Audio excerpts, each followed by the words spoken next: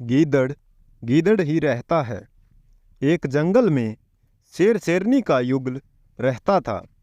शेरनी के 2 बच्चे हुए। शेर प्रतिदिन हिरणों को मारकर शेरनी के लिए लाता था। दोनों मिलकर पेट भरते थे। एक दिन जंगल में बहुत घूमने के बाद भी शाम होने तक शेर के हाथ कोई शिकार न आया। खाली हाथ घर वापस आ रहा था तो उसे रास्ते में गीदड़ का बच्चा मिला। बच्चे को देखकर उसके मन में दया आ गई। उसे जीवित ही अपने मुख में सुरक्षापूर्वक लेकर वह घर आ गया और शेरनी के सामने उसे रखते हुए बोला, प्रिय, आज भोजन तो कुछ मिला नहीं। रास्ते में गीदड़ का यह बच्चा खेल रहा था, उसे जीवित ही ले आया हूँ। तुझे भूख लगी है तो इसे खाकर पेट भर ले, कल दूसरा शिकार लाऊंगा।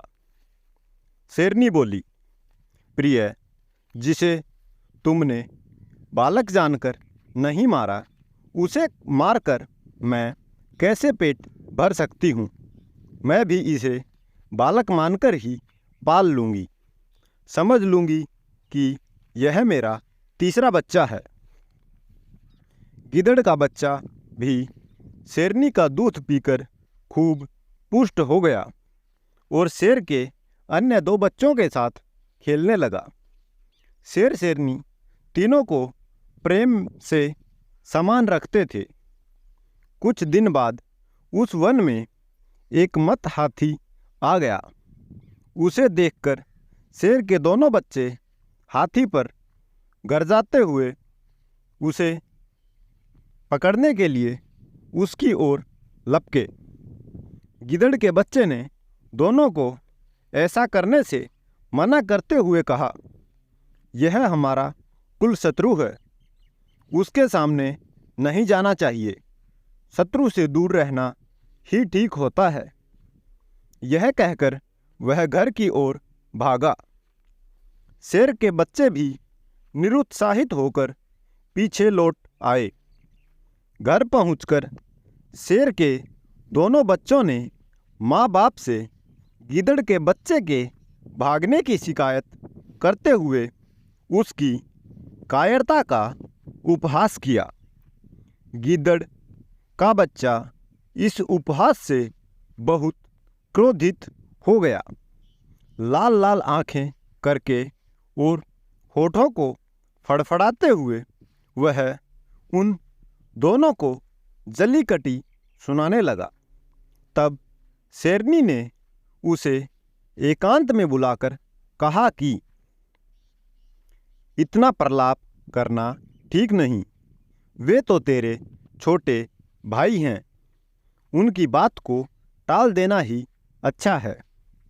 गीदड़ का बच्चा शेरनी के समझाने बुझाने पर और भी भड़क उठा और बोला, मैं बहादुरी में, विद्या में या कौशल में उनसे किस बात में कम हूँ जो वो मेरी हंसी उड़ाते हैं। मैं उन्हें इसका मज़ा चखाऊंगा, उन्हें मार डालूंगा।